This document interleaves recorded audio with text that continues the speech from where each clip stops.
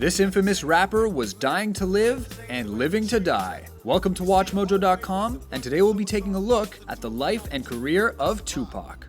And still I see no changes. Can a brother get a little peace? It's war on the streets and a war in the Middle East. Instead of war on poverty, they got a war on drugs so the police can bother me. Tupac Amaru Shakur was born on June 16, 1971 in East Harlem, New York City. From an early age, he became familiar with conflict and imprisonment due to the activities of family members who were part of the revolutionary Black Panther Party. Though he often lived in conditions of poverty, Tupac was able to study the arts in high school and develop his extraordinary rapping skills. In the early 1990s, he made his musical debut by rapping on the track Same Song with the rap crew Digital Underground. Tupac, go ahead and rock this. Now I clown around when I hang around with the underground. Girls used to frown, say I'm down when I come around. Tupac made his solo debut in 1991, a politically minded album called Tupacalypse Now. Its graphic and violent lyrics were the cause of some media controversy during this time. So she sees sex as a way of leaving hell. It's paying the rent, so she really can't complain. Prostitute fam, slang. And Brenda's the name, she's got a baby. The next year, he had his first starring role in the crime drama Juice, and dropped his sophomore effort, Strictly for My in 1993.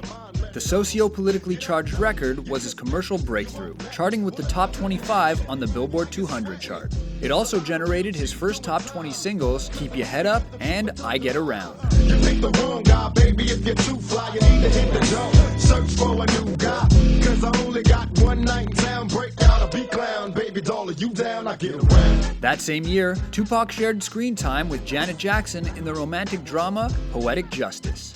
He followed this up by forming the group Thug Life, which released only one record in its existence, 1994's Thug Life Volume 1. Prior to the release of that album, Tupac acted in the film Above the Rim. I know you want the finer things in life, and I can get them for you. All you gotta decide is how bad you want them. Professionally, Tupac was selling records and landing acting roles. His personal life, however, was rife with police altercations and assault allegations. And then, right before being sentenced to prison on charges of sexual abuse, he was shot and robbed in 1994. Tupac accused the Notorious B.I.G. and Sean Puff Daddy Combs from Bad Boy Records of being involved. And this sparked the East Coast-West Coast hip-hop rivalry that played out in the next few years. I also understand that if you was to get shot 5 times, your mind is just completely spinning, you know what I'm saying? You're real confused about your situation. So it'll cause you to say things that you really don't mean. Tupac released his third studio album, Me Against the World, in 1995. Featuring more personal lyrics, the critically acclaimed opus is often regarded as one of the most significant hip-hop albums in history.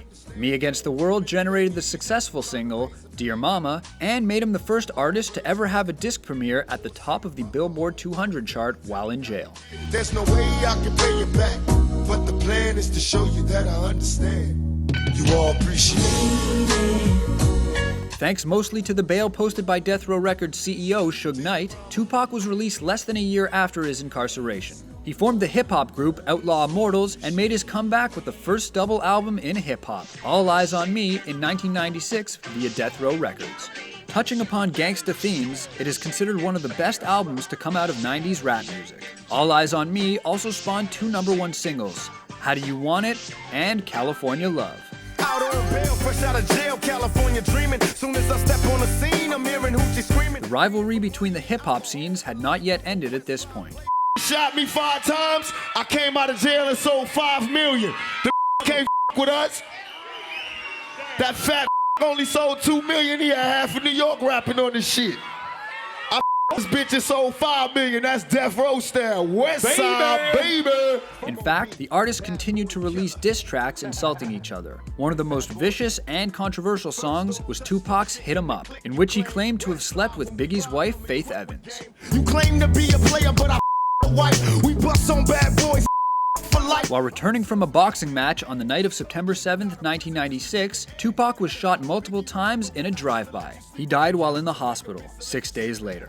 The murder case was never solved, and this gave rise to the many theories of the cause of the shooting.